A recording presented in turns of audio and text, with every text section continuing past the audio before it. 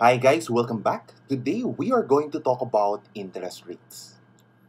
As you know it, interest rate is the percentage of the principal amount charged by the lender to the borrower for the use of his money. It is usually expressed on an annual basis.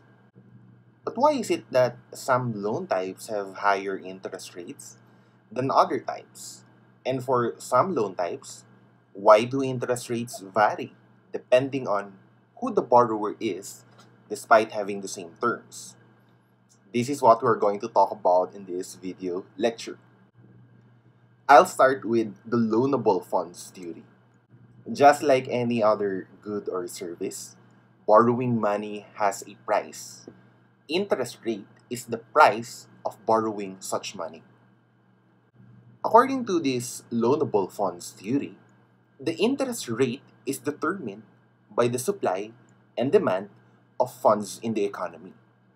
Hence, in arriving at the market interest rate, we need to look at the intersection of the supply and the demand curve. So we have the y-axis pertaining to the interest rate level and the x-axis pertaining to the quantity of funds in the economy. As we know, the supply curve is upward sloping. Higher interest rates motivate people to lend, hence higher quantity supplied. While the demand curve is downward sloping, lower interest rates motivate people to borrow, hence higher quantity demand. The intersection of these two determines the equilibrium interest rate, the market interest rate, and the equilibrium quantity of funds or the market quantity of funds. Can these curves shift? Yes, of course, they can shift. If due to factors other than interest rate, there is an increase in the demand for funds, causing the demand curve to shift to the right, the market interest rate goes upward. On the other hand, if there is a decrease in demand, causing the demand curve to shift to the left, it will pull interest rates downward.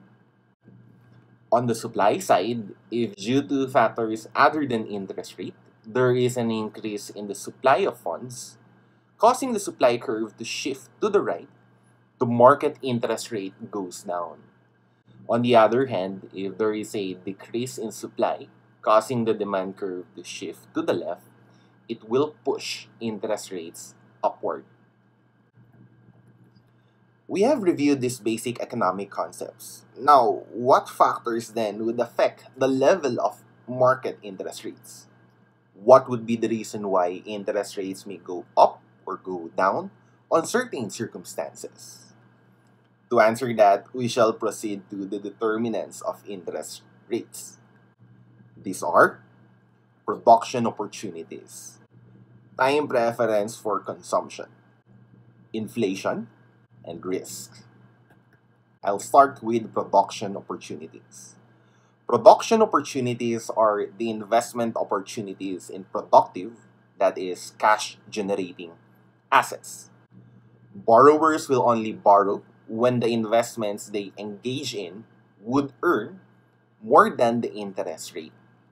Hence, the availability of investment opportunities will set the upper limit for the interest rate.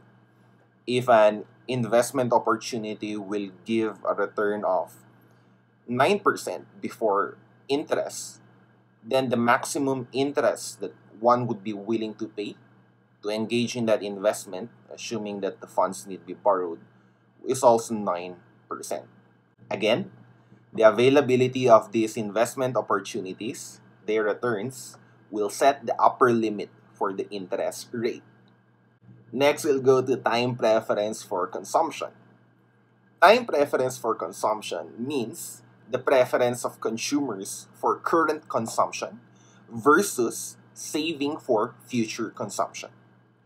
If consumers would prefer to consume immediately, say, to drink milk tea, they would demand higher interest rates from borrowers that they may be compensated well for the intense need to consume. So, in order for the consumer to forego the milk tea and give the funds temporarily to a borrower, and earn interest rate, the interest rate should be motivating. Next, we have inflation. Inflation is the amount by which prices increase over time. The interest rate should include a premium for inflation. That is, lenders should be compensated for foregoing current consumption and experiencing the price increase by the time the money will be available in the future. For example, if you lend 100 peso to a friend with an interest rate of 10% for a year, hence she is expected to return 110 pesos. If say the price levels of your favorite consumables like coffee will increase by 10% as well, the money returned after the year, the 110 pesos, will basically purchase the same value of item, in our case, the coffee. In a real sense, you never really earned interest. The interest that you nominally receive is simply to offset the inflation rate or the price increases in the consumable items. Hence, to solve this problem, the interest rate should include a premium for inflation. If expected inflation rate is 10%, for example, the interest rate should be what you want to earn plus 10%. Lastly, we have risk. Risk is the probability that an investment will provide a lower than expected or negative return. A lender would demand higher interest rates for those who are less likely to pay back. This is to compensate for any possible losses that may happen. Meanwhile, the same lender may demand lower interest rates only from those who are known to be reliable in making debt payments. These are the factors that affect the level of interest rates in our economy. In this lecture, we have explored the loanable funds theory and went through the details about the factors that affect the level of interest rates. In our next lecture, we will put these principles into an equation form.